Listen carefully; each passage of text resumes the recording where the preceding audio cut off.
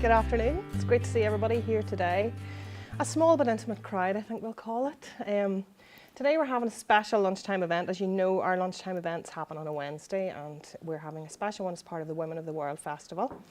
And I think it's particularly fitting that our subject today is Anne Frank, particularly the Women of the World Festival that is second year in Derry, are celebrating everything about women and girls and their achievements and also their struggles to become the people that they are. So I think the Anne Frank story itself is one that really resonates.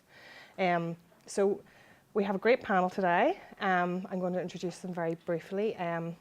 We have Val Ross, who some of you remember from Wednesday. She's from the Anne Frank Trust. Val is a training and education officer for the Anne Frank Trust, delivering programmes, and she's been with us for a couple of days, training some guides for our wonderful exhibition, and we're great to see Flavio and Linda here today, so you can certainly share your experience at some point if you wish. We also have Dr Katy Radford. Katy works for the Institute for Conflict Research in Belfast. She's also a member of the Jewish community in Belfast and a representative in Northern Ireland for the Holocaust Memorial Day Trust. And we also have Katy McColgan, and Katy is a training officer for PRG, one of our partner organisations in the Hollywood Trust Diversity Community Partnership. And Katy delivers a range of programmes across the city with schools and community groups. She's worked for INCOR in the past, and she was involved in the Journeys Out programme in 2011, which was around dealing with the past, and has involved a trip to South Africa with community leaders. So really the format for today is a little bit different than usual because we have our three speakers, but we want it to be fairly relaxed, and we're going to hear from all of our speakers, and at some point we're going to invite the audience just to have a conversation. As I say, it's a nice, small and intimate crowd, and we just want to hear what everyone has to say and enjoy the moment and the topics that we have. Quite challenging and hard-hitting. Anne Frank, a history for today, I suppose. As I said, with the Women of the World Festival, I mean, who was Anne Frank is the first question. She's a very iconic figure. She is somebody that everyone knows of and knows her story. And what I'm going to do first of all is invite Val to maybe put us in a little bit of context. Thank you. May I say I'm delighted to be here again. I've enjoyed my time in Derry and indeed on the other side of Belfast for the last couple of days. And as I've said with Susan, I'm hoping this is the beginning of a lasting partnership with the community. Susan's asked me just to say a few words about Anne. Now, I expect that most of you have heard of Anne. Anne was a woman born in 1929 to a German Jewish family. She has a sister called Margot. Margot was 3 years older than she, and loving parents, Otto and Edith. Anne's story is told against the backdrop of rising Nazism and persecution of Jews. And we follow Anne in the exhibition, which is running here at the Hollywood Trust Garden of Reflection. We follow Anne's story from her birth into this loving family. We follow her then through her years as a refugee in Amsterdam. The Frank family, along with many tens of thousands of Jews, fled Germany to escape Nazi persecution. The Franks were very contented and lived very well in Amsterdam for a number of years. However, they were fully aware of the rising threat that Nazism posed to their family which they had left behind. In 1940, the Netherlands was invaded, and anti-Jewish decrees and legislation began to be introduced in the Netherlands also. Persecution became more and more of a reality, and at the age of 13, Anne and her family went into hiding. The trigger for that event was Anne's sister Margot receiving a call-up paper which invited her, no indeed commanded, that she turn up for a transport to a forced labour camp. The Frank parents had been preparing for this moment, and they were determined to keep the family together and safe for as long as possible. So they went into hiding to a place we now know as the secret annex. The Frank family were joined with another family, the von Pels, and a German professional gentleman called Fritz Pfeffer, who was a dentist, and these 8 people lived in hiding for more than 2 years, supported and looked after by a team of helpers, of friends, who put their own lives at risk to keep them safe. Sadly, the Franks were betrayed and the others in hiding in August 1944. At that point, the people in hiding were optimistic. They had heard about the D-Day landings. They tuned into BBC World Service. They were aware of what was happening, and they were hopeful. They called the troops, they called the Allied forces friends. They felt that friends were approaching. They felt that they would outlive the war and that life would return to normal for them. As we know, that didn't happen. They were sent to various concentration camps, and of the 8 people in hiding, only Otto Frank survived. He was liberated from Auschwitz on the 27th of January, 1945, the day we commemorate as Holocaust Memorial Day. He returned to Amsterdam in June 1945 to be made aware that his wife and his darling daughters had perished. Sometime later, Otto was given a copy of Anne's diary, and I'm sure we all know Anne for her writing or something about her writing. And it took Otto quite a long time to read the diary and to grasp his daughter. He talks about knowing his daughter for the first time, and in 1947 he decided that Anne's diary, her legacy, should be shared, and there was a story there worth telling, and a story he felt could be used as a force for good. The Anne Frank Trust, the organisation which I represent, was established in 1990.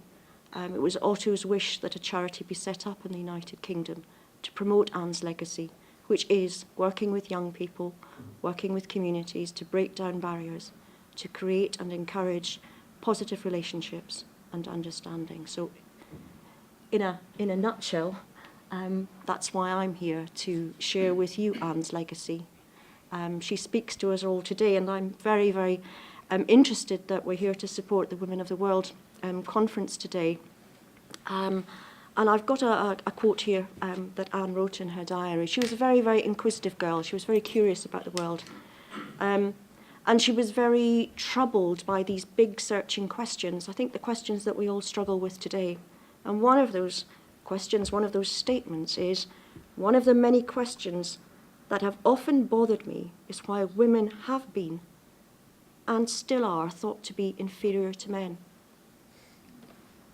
And interestingly, as well, as we celebrate the Women of the World conference, Anne was voted the world's most inspiring woman in 2011 because her writing is inspirational and because she has become an icon and a way in which we can grapple with these dreadful questions of discrimination and persecution.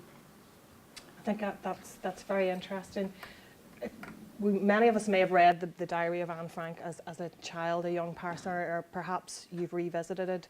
And I think this is something that makes certainly myself want to revisit the actual, excuse me, the actual diary itself. But some of the quotations are just so insightful. We're talking about a 13 to 15-year-old girl, and as you said, Val, they're so relevant to today. She talks about wanting to be known after her death. I mean, she had no idea that this was going to be her legacy, never mind the fate that she had. And there's so much that young people, and I know the young people we worked with during the week have taken so much away from this and have been quite inspired. And I know also our adult guides that Val was kind enough to train up have taken a lot away from that. Thank you, Val. We'll come back to that. I'm going to ask Katy just to give us a little... Katy? Sorry, you're Kitty. Katy Radford, to just give us a little bit of background on the Holocaust Memorial Day Trust in particular, and the work that you're doing around the past, and I suppose linking in with the whole, the contemporary relevance of the Holocaust in particular, and the work that you do. Thank you very much, and thank you very much indeed for bringing the exhibition here. It's such an important legacy for us to consider. The organisation I work for is called the Institute for Conflict Research. Some of you know it already, and for those of you who don't, we are a social justice organisation, an organisation for conflict transformation based in Belfast, though we work internationally. And essentially we do research, we do policy development, we look at training We're involved in a variety of different programmes which try and help people to consider what the legacy of the Northern Ireland conflict is in their own lives, and also how that can be applied outside this area. So in relation to Holocaust Memorial, what we very often, we have a programme that we call the FIRST programme, From Intolerance to Respect, Sharing and Trust, and it's a 96-hour contact programme that we ran last year for 10 times with a variety of people. It could be children and young people, it could be elected representatives, it could be former combatants and other victims and survivors of the conflict here. And we work with them looking at their understanding of their roles as victims, perpetrators, bystanders, witnesses, collaborators, all of those sort of myriad of individual identities that come to play at a time of conflict. And we end up with them in Auschwitz-Birkenau at the end of this programme, and then when they return we spend some time debriefing and working with them in terms of the conflict that they've experienced and how they perceive it through the eyes of those who've experienced Auschwitz-Birkenau. So for us, the experience of the Shoah and the Nazi genocide is extremely important, and for that reason we were recently asked by Holocaust Memorial Day Trust, a UK GB-based organisation, to represent their interests here in the north, in Northern Ireland. And so I have with me today a pack of information, which if you're interested in organising events around Holocaust Memorial Day, which is the 27th of June, it coincides with the liberation of Auschwitz. It's the 70th year this year. And there are a number of resources here if people are interested in putting on events. They don't have to be big, beautiful, huge events like we have today. They can be very small pieces like an assembly in a school or something, perhaps just really a conversation between friends or family. So please do get in touch with me, and we have contact details if you'd like to do it. The reason I do this work, I suppose, we all have our own reasoning and rationale. I grew up throughout Northern Ireland during the conflict in the 60s and 70s, and as a child that had a huge impact on me, which was also, I suppose, resonated with the experience of my mother. And one of the things that strikes me in the pictures that you have in the exhibition over here is it's a picture of a grandmother. And it's the grandmother's passport, the Frank grandmother's. And I've actually got one of those passports because my mother, this is my mother's passport, and you can see a big J there stamped on it, which is evidencing the fact that she was Jewish. You'll see on the front here as well the Nazi insignia. And in here is a picture of my dearest mother, who is as a little girl, and she came over to Britain as an unaccompanied refugee at the age of 7. She did so speaking German as an Austrian, and her last memory as a child of Austria, the place she's never returned to, was waving goodbye to her mother and her 5 brothers who still remained alive, and who then perished in a camp called Mali-Trostenek, which was so ghastly that it didn't even have a place. It was one of those mobile camps where people were taken, shot, buried in the woods, and it was a very, very sad place that still remains in. So I know that I bring this as a personal legacy to the work that I now do in Northern Ireland, in the north of Ireland, and we now continue that work outside of this jurisdiction. We work in the former Soviet states, we've worked in the Middle East, we have worked, or other people in our organisation work throughout Africa, and that is why I do what I do, and I do it with a heart and a half, and I do it delighted that there are young people and their grandparents and the families in between that come together to think about what the transgenerational impact of these kind of conflicts and of not dealing with the past can bring to our consciousness today. So thank you for having me, and I'm very happy to talk more about my work, the work of the organisations, or at a family matter at another stage. Thank you, Katy. We'll certainly come back to that. Catherine, my dear. Catherine recently, in the summertime, was a part of a project and visited Auschwitz-Birkenau, and she's kindly offered to share her experience. I know that's not something that everyone gets an opportunity to do. Perhaps it's something we all need to try and do in our lifetime. So, Catherine, if you would like to share that with us. Just to begin, I work with an organisation called the Peace and Reconciliation Group, and one of the things that we really strive to do is to provide people with an opportunity to begin discussions around how we deal with the past in our society. So I was fortunate enough to become part of a wider programme with Donegal County Council that visited Krakow, and we really began the story in Krakow looking at the Holocaust, and we felt that it was important to tell the story properly and to tell it from a point of the identification of the Jews in the Krakow area, how they were identified not only in Krakow but also in other areas throughout Europe, and then moving through to the concentration. And in Krakow, that took the form of the ghetto that was established and also the concentration camp that was established on the outskirts of the town. And then to the final phase, which was the extermination.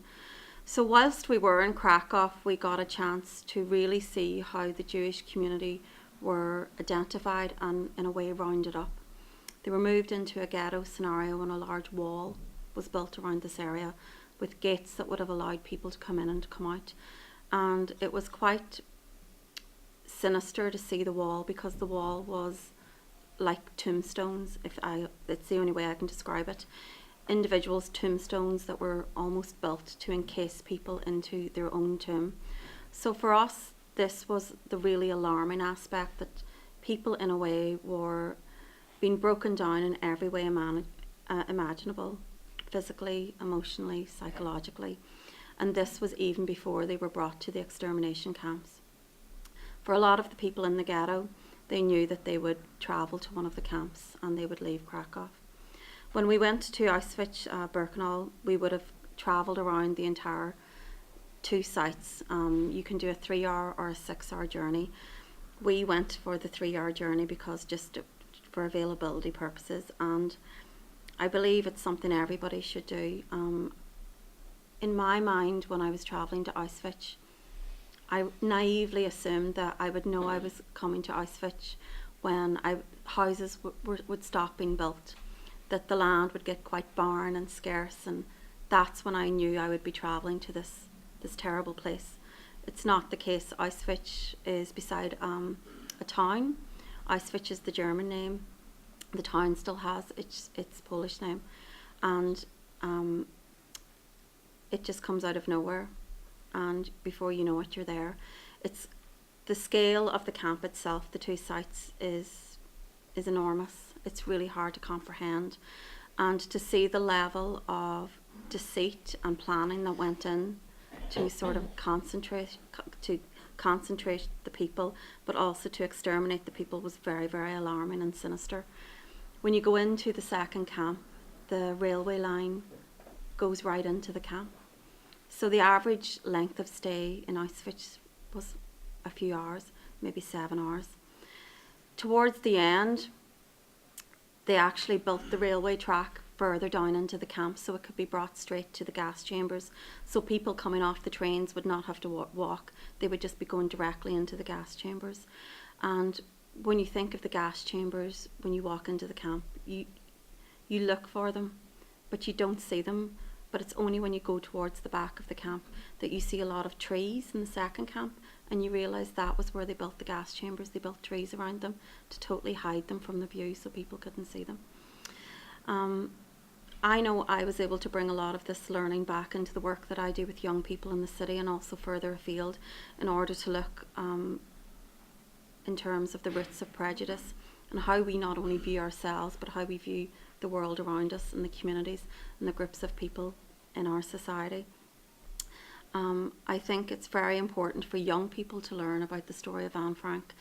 I think in terms of beginning to begin to tell that tale about the Holocaust, I think the Anne Frank story is a very good way to start, and I think it will allow people then to find out more information.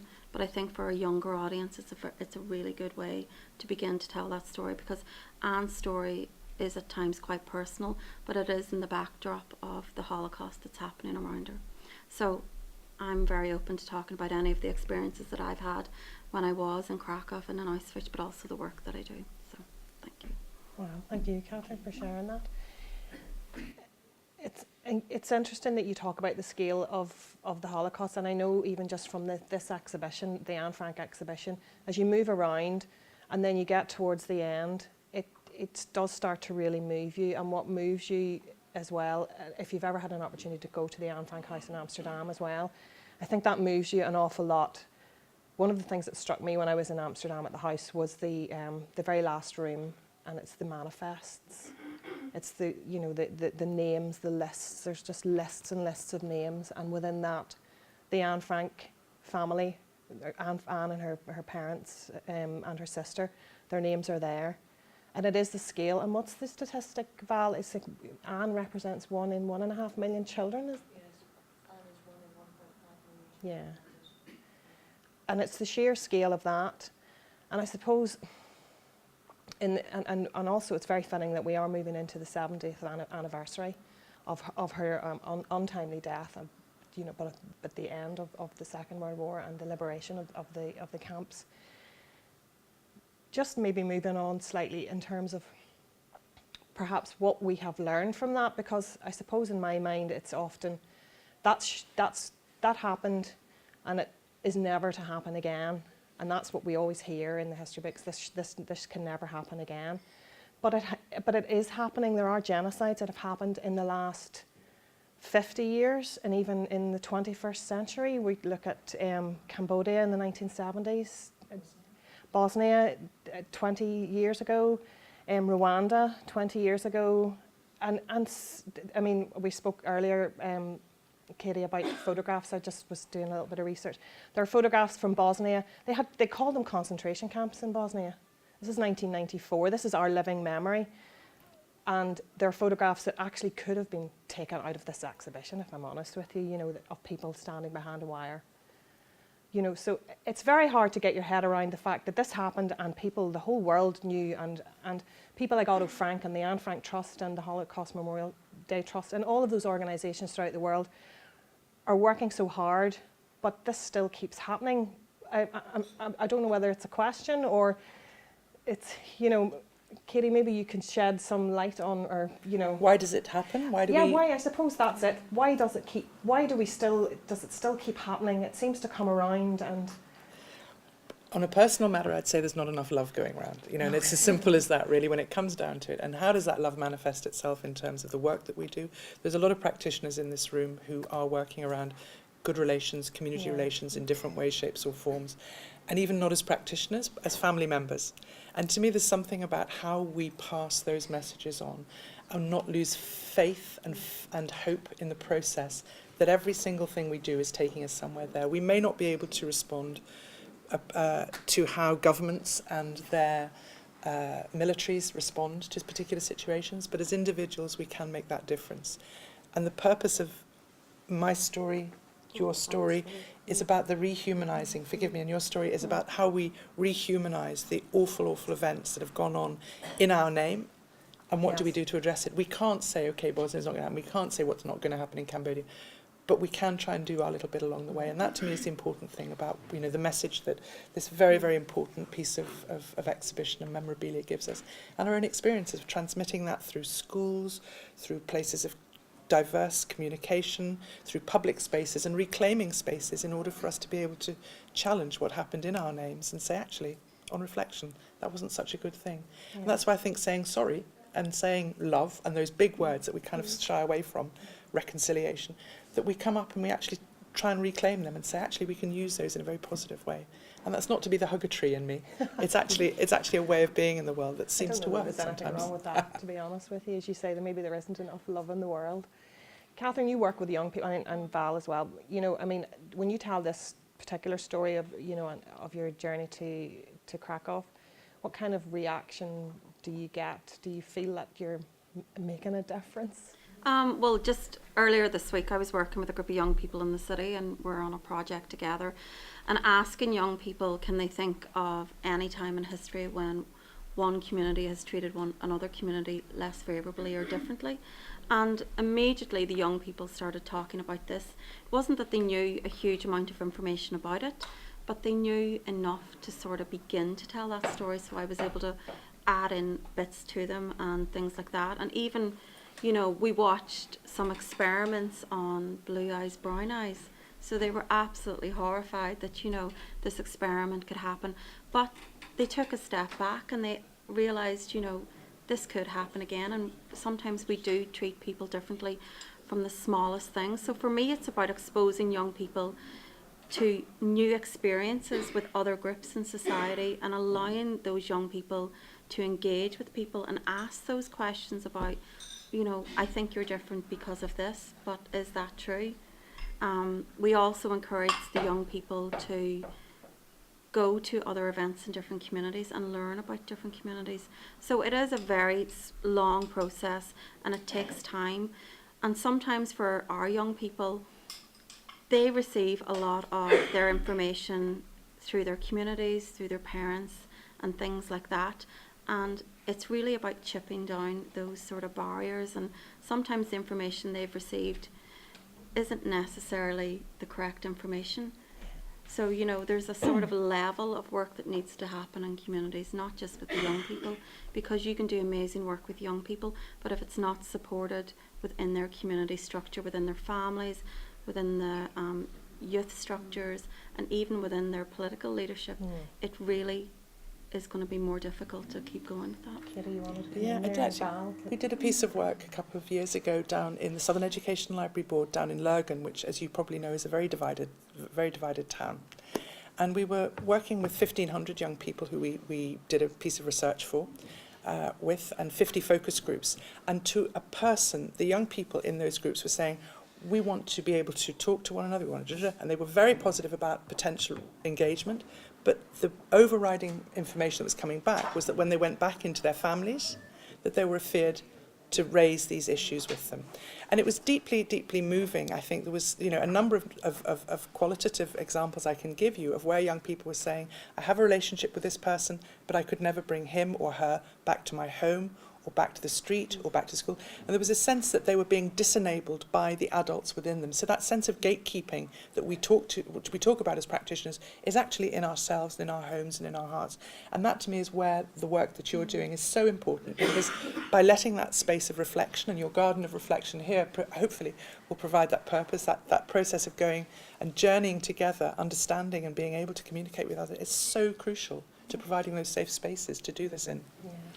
I think I'm going to perhaps say something a little bit controversial, and I think Okay. something we all need to do is to own our own prejudice. Yes. You know, we work with, the Anne Frank Trust works primarily with children and young people, but we also work in prisons across the country, and we do equality and dignity training.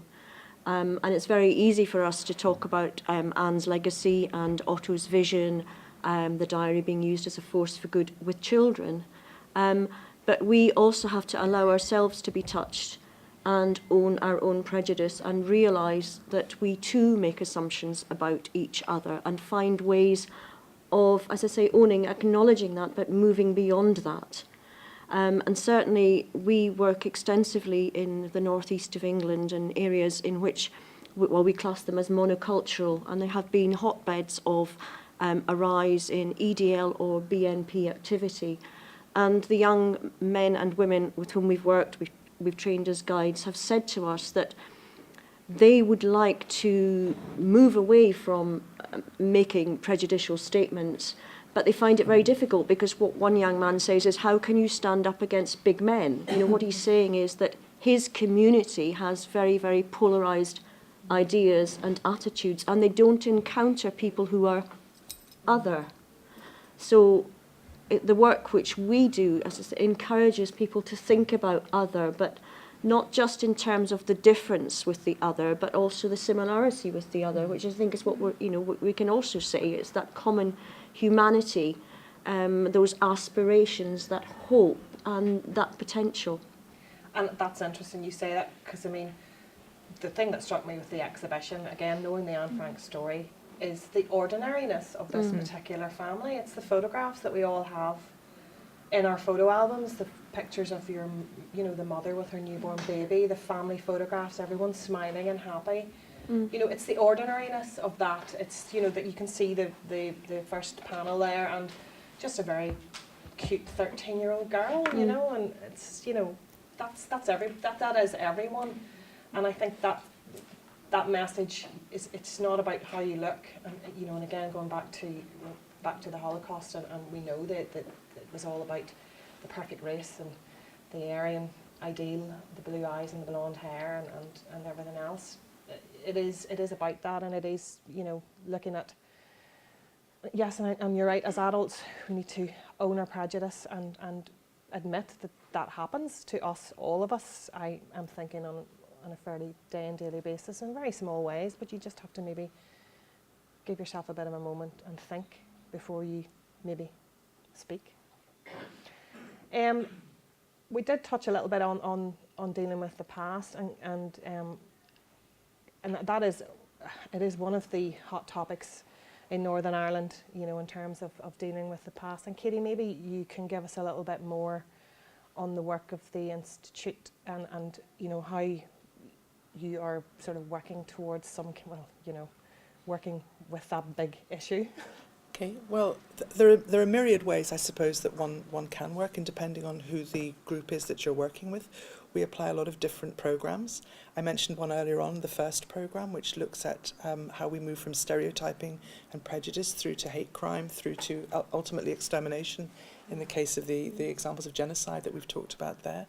There are other ways which we can do this. We look at symbols, we look at flags and emblems, sometimes we reclaim symbols, and there's a wonderful exhibition going on in Belfast, for those of you who are there soon, which the Connaught Rangers are putting on, which is looking at the role of those from nationalist communities within the First World War, which is a really big movement, I think, now for those from nationalist and Republican communities, certainly in Belfast, to be addressing. So we try and look at different events that are happening in and around that maybe help us look at our history and our neighbours' histories in different ways. So, and we draw on these events, we draw on places that perhaps previously have been considered to be outside one's own territory, and ask people to challenge and reflect on what that really means. So we use symbology, we use semiotics, we look at language, we look at the way people use different trainings, we look at how we tell our stories about the past. So we look at oral history projects, and sometimes people use projects to embed a sense of what their own history is and not really question. And what we try and do is problematize that and say, well, why does that story need to not have another narrative in it? Why can you only see one actually linear process here? Let's try and hold up the mirror, and if the mirror's got shards of glass that give us multiple reflections, well, that's all the better. So we use the arts a lot. We're involved with a variety of different arts organisations to try and use those when people perhaps have challenges to using literary examples, people perhaps have language communication difficulties. We try and use the visual arts or or music, or a variety of other ways in which, for example, landscaping can be used, or horticulture can be used, or how we prepare food. We try and work with people at the area that they are most stimulated by, to try and stimulate what the past and what identity and what culture is about.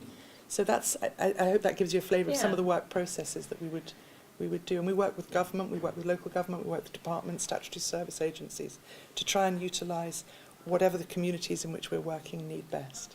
And I know, Catherine, that that's a lot of the work that you would be involved in with PRG as well. Maybe, because I was interested about the Journey Out programme. I thought that was a very interesting programme with the community leaders. Maybe you want to just touch on that a wee bit? That happened 4 years ago. It initially came out of a pilot programme with existing leaders in communities throughout Northern Ireland, and then it became a wider programme. So it had 40 emerging leaders right across Northern Ireland and also the border counties, and it allowed them the opportunity to explore where their communities were in terms of dealing with the past. And the emerging leaders undertook training, but they also undertook community audits under the supervision of a mentor, and with the support of a mentor they would have delivered workshops in their area. And these workshops may have been with just groups that they were working with, and beginning those conversations about how do we deal with the past, and looking at maybe options that were put through by Healing Through Remembering and things like that. They would have undertaken training using the conversational guide produced by Healing Through Remembering. As part of this also, they would have visited South Africa to really examine the successes and the failures of the Truth and Reconciliation Commission, and they would have carried out visits to organisations. So there was a sharing of learning that happened within South Africa. On their return, policy seminars would have been held, and the information from these seminars really came from the communities that were part of the project, and these would have outlined sort of the undiscussed or undisclosed issues that still existed in communities today in terms of dealing with the past. I'm mindful that this was almost 4 years ago now, but 4 years ago things that were coming out were was the education system, was the issue around the border and things like that, that untold story. So these are things that are quite prominent Still today. not much has changed. Yeah, not much has changed, and a lot of more projects are being delivered around these. I know for me personally, because I grew up in a border area, it was having that conversation about how people in border areas feel. I'm from County Donegal, but my family naturally have a closer affiliation to Northern Ireland than we do to our own county, just because of where we found ourselves living. And it was only through that project that I began having family discussions about, well, why do we live here? How did the conflict impact on us? We're in Donegal. Did it impact on us? In terms of, apart from maybe road closures and people having a restriction of movement, how were we affected? And it was only through having this conversation that my parents told me the reason they lived in Donegal was because of the conflict in Northern Ireland. When they were about to get married, my mum was living in the Bogside, my father was living in Iskaheen, just in Muff, and after Bloody Sunday, my mum decided she didn't want to live in the city anymore.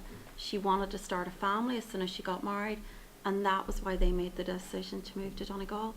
So, growing up thinking that the conflict in Northern Ireland never had an impact on me, I found out I live in Donegal because of it. So, I think there's something about the historical past that makes it easier for us sometimes to think about contemporary society as well. Yes. And we're doing some work at the moment around thank you so much, around 1325 and the kind of, women in security and peace building. And I was thinking about how can we look at that in context. And so last year we did some work with different county councils looking at the period 1914 to 1918 and what it meant within those particular areas. And we got community groups together, and they all brought something of their past, and we put together a series of exhibitions. And one of the ones that really struck me was how women were during the period 1914 to 18. And that's really helped me in my work now, thinking about women in security in Northern Ireland, women in the border during the time of the conflict, what the impact was on people. And some of the narratives and some of the stories that came out in 1914 to 18 about women's suffrage, the blowing up or the attempted blowing up of Lisburn by women's suffragettes, what it meant for the one woman who actually invented plaster of Paris was an art teacher in the middle of Lurgan. All these kind of extraordinary things about what women did, but that were suppressed in a very male-dominated narrative of what happened between 14, 16 and 18. It's extraordinary to me, and that really helps me and those women, particularly with whom I'm working, get a sense of the impact of the border and our recent conflict and the legacy of that. So there's something about how history, even if it does repeat itself, can still be a tool for learning and positivity. Yeah. Can I just refer to a quote? This is Otto Frank in 1967, and he was reflecting on history, and what he said was, to build a future you have to know the past. So I think we have to know what our past is in order for us to move forward and build a positive, hopeful future.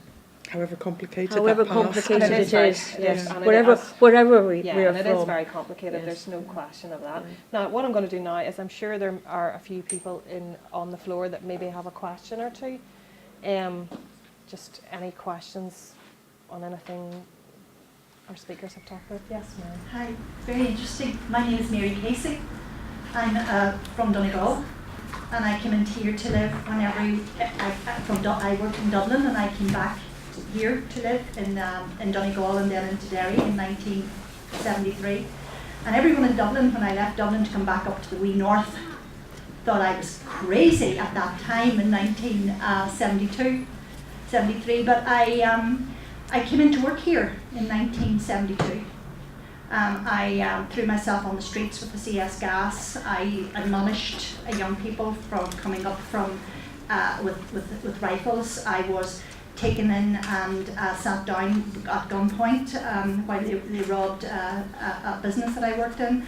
I had shooting between my house and the next door house. I had my friend on the City of Derry Lady Squash Club murdered while she took a census work.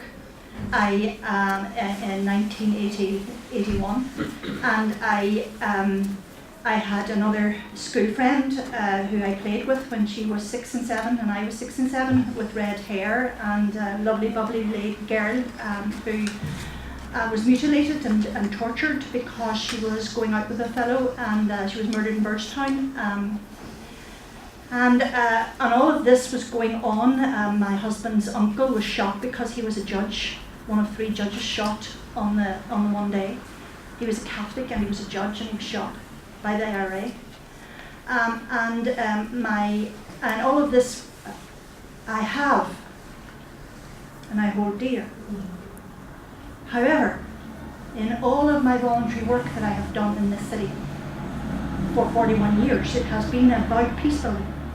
It has been about standing up when people are afraid to speak, about attacks on their Victoria Hall on Christmas morning. It has been standing up and speaking about sectarianism. It has been standing up and trying to bring community educators and trainers together into a shared building, which this has now come out of.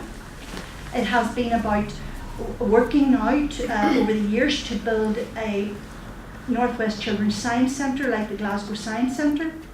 Proposals went into ILEX in 2010. It is about a shared education space, a cultural science centre like the Glasgow Science Centre that is linked to the curriculum. And so it is about the past, and it's about the hurt, and it is about how that hurt and that pain can be dealt with and healed and come to terms with through intergenerational work and bringing children from different schools together to go to visit the different places of conflict and of difference within the city. And at the same time learning the skills. If we have the highest child poverty rate within the UK, if we have the highest number of families with no jobs, if we have all of this in the melting pot as well, it's about what this can do. This Children's Science Centre, like the Glasgow Science Centre, like Queen Rania built in Jordan in 2007, like the Eureka in Halifax, like all of the centres that were built in the States pre-World War II, and the technology came in to build the brain capacity and technological skills of children and young people for jobs. At the same time, you're building them into the shared culture of the city through the computer apps that they will be doing on Column Kill and on the Fountain and on the Siege and on the Apprentice Boys and all of that stuff can go on, and their families can learn through their children, because that's what we do. We learn, the grandparents learn through the children's learning, and the parents live through the children's learning, and it becomes an evolution of learning within the family structure and in the villages within the city. That's working together. And so that's why I see all of this pain and suffering can be systemic. It can go on forever and ever if you don't lance the boy. And you have to have catalyst projects that will actually do that. And this is what I believe is needed in this city and region. Thank you, Mary, for sharing that with us. I'm going to ask Linda, I'm going to be in the spot, because you were working with Val earlier in the week, and I think you were particularly struck with the young people that were involved in the Anne Frank Trust Guide training. Maybe you want to share a wee bit of that for us? No pressure. No pressure. I came along and was very lucky to be a part of the learning to be a guide. The guides consisted of people of my own age group and a lot younger. We had girls from the city, different schools, both grammar and non-grammar schools, and I was very lucky to be sitting beside 3 wonderful girls from Lumen Christie, and across the table were 2 lovely girls from St Mary's. And even during the guiding, we were in groups, and I really, apart from hello and and whatever. I didn't get speaking to them. And then I was asked to accompany them to give a guided tour. And being the adult, they needed an adult along with these two children, or so I thought, young women. And we were starting off to go through the panels, and I did the first panel because I was the adult. And the lovely girl I was with, Caitlin, she then started to talk about the second panel.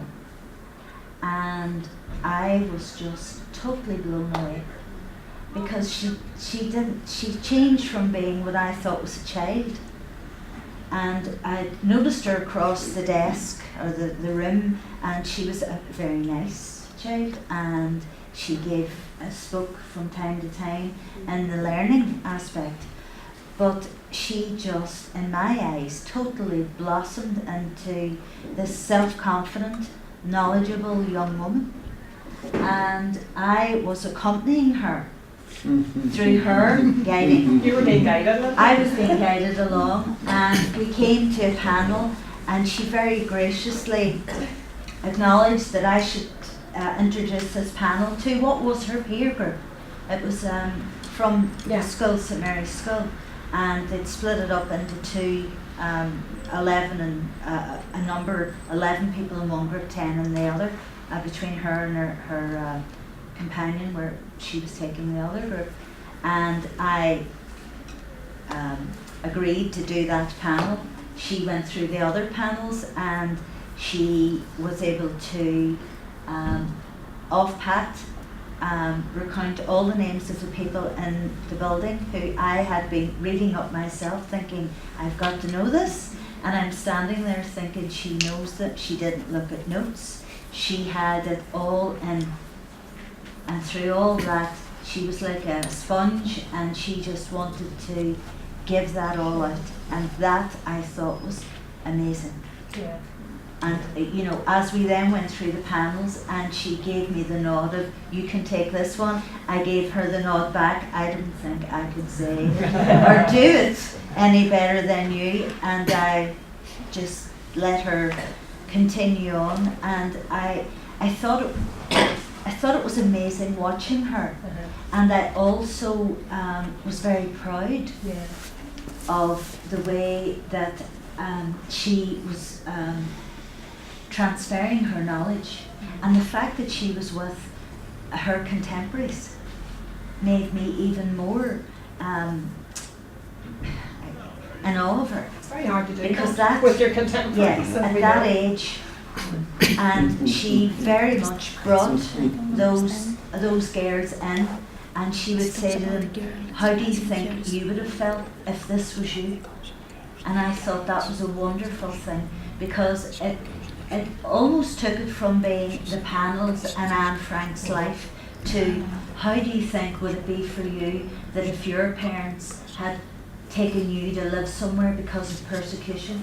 And it made it, and I know in my own stomach, my stomach was flipping over thinking, oh my God, if that was me, or oh my God, if that was me and my sister, or, you know, and I'm the adult in all this. And I think another thing that struck me was that one of the group that we were in, she was a lovely Down syndrome child that was at St Mary's at the school. And I looked down, and it broke my heart to think, here we are explaining what Hitler did and who he extinguished. And I thought, this child wouldn't be here. This was Germany. You know? We didn't touch on that because it was too raw a thing to say. But we did. She did explain very well how he just exterminated those that didn't fit the race. But to see that, the young women, as you know, Val, they were exceptional. All seven of them, they were exceptional and inspiring for us to know that, you know, if that's the future, then you know what, we're doing okay. If that's what's coming through, you know, I know it's not always the case, but you know, if that's all you need. You just need a few. Val, you wanted to? Yes, can I come in and say that that's probably one of the most. The exhibition and peer guiding is probably the part of our work which has most impact. Yes, we do encourage school groups to come and visit the exhibition, and it sows a seed. It allows people to reflect on the Holocaust or learn something about Anne, and it's something that can be further developed in school. But for the intense work that we do with the cohort of guides, the impacts are profound, and it's not just about the knowledge and the acquisition of that kind of historical context. It's about that growth in skill and that growth in self-confidence. And I do this work extensively in the east of England, and we spend a day or 2 days with young people, and we walk away, and we've done our bit, and we walk away, and you can see they're nervous, they're apprehensive, they're not sure how it's going to go, but you return a couple of days later and you see people transformed. They're more articulate. What they say through our evaluations is that this actually plays out in other aspects of their lives. They're more confident at home, they participate more in a class. So we're giving them a voice, and often in schools we work with children who are I'm not going to say less able, but perhaps children who don't always get the opportunity to shine. So they're not the gifted and talented. There may be the children that don't get on school trips because there are affordability problems. There are, they don't get to shine. So we work with them, and it is absolutely wonderful to see them being given that chance and that voice. And peer education is something that we underpins work we do in prison as well, because we run this programme in prison. We've got a prisons programme manager, and he will do guide training with a selected group of prisoners, and the expectation is the same. The prisoners will then interpret and present or make the exhibition accessible, and it has profound impacts as well. We understand from evaluations with the prison service in terms of ability to be rehabilitated. So there's something about peer education, there's something about Anne, and as you said, she's this normal girl we can all identify with. And it's wonderful to see that growth in self-confidence and esteem. Eamon? I actually came down the other day to, Linda was with the young woman from St Mary's, with the group from St Mary's. And so as someone who also works in this building, I thought, this is lovely. So I'm connecting the word lovely, Katie, with your word love. And a sense that here in this new building, there's this gracious, these gracious moments happening.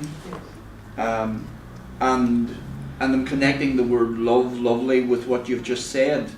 So there's some kind of self-love growing in maybe the people who are guides in the exhibition, but I'm also connecting that with dealing with the past. It struck me during these conversations that what really we're talking about, or this is what I'm thinking we're really talking about, is we're dealing with ourselves, and we're dealing with my issues, my hurt, my pain, my sense of loss, my bereavement.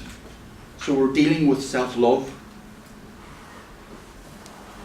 It may be manifest as a desire for truth, justice, but it's an inner process, and therefore there needs to be, I think, a great investment in work which is enabling us to look into ourselves, to do that inner work so we can do the outer work, and that there's a balance between those two. That's a good point. I'm just conscious of the Mayor has kindly agreed to come along and sign the Anne Frank Declaration, and I think I've just seen her, but so actually I can see her hovering in the background there. We don't want to keep the Mayor hovering, in fairness to her. She's very kindly agreed to... Thank you, Eamon. Sorry, so maybe we'll just wrap up and... No, I mean, I was just going to say thank you for making those connections, because I think it's how that weft and weave of the past and the present and the hurt and the pain is addressed, that we do it. We have a programme called An Absent Presence, where, we can talk about it another time, but essentially what happens is that the group brings whatever loss they have felt into the room, but without naming it. And we do it through music. And there's sometimes a way that you can connect people using the abstract, whether it's abstract art or the not narrative line, that people can find that way. And it's a very simple program, but it's the way you link people together that stops them having to expose themselves until they're ready to do that. Because one of the challenges with dealing with the past, not through this exhibition, because that's a very specific case in point, and I think one of the challenges of drawing on the experience of the reconciliation in South Africa and the Holocaust for us can be, these are very unique experiences that we in the north of Ireland, in Northern Ireland, have experienced that aren't exactly parallel. We can draw on those experiences, but it would be wrong to say, okay, one size fits all, let's use that. So I think we have tools to develop ourselves in how we reflect that isn't necessarily the same that Otto, in his sad and loss, reflected, and as those who live through South Africa. I think that's a great way to just end, Katie. I'll stop there. No, I think that kind of brings it all nicely together and in full circle. And what I want to say to you is that I please would like you to stay. Flavio is also here, and he was one of our peer guides trained at the beginning of the week, and he's kindly offered to give people a guided tour. And I know you can independently walk around the panels, but actually to get that experience of a guide, it does make the exhibition really come to life in a way, and it's very emotive. So please stay for that, and I know there's loads of tray bakes left that you can have another cup of tea if you wish to stay. Listen, all I'm going to say is thank you so much. Thank you to Catherine for taking the time. And Dr Katy Radford and Val, who's heading back over across the water today. And thank you all for coming along. It always, it makes a huge difference. It's a small crowd, but we're really, we're glad that people have taken the time out to come along, and we really appreciate that. So thank you all very much. It's much appreciated, and I know we'll see you all again here at some stage or other for another lunchtime event. Thank you very much.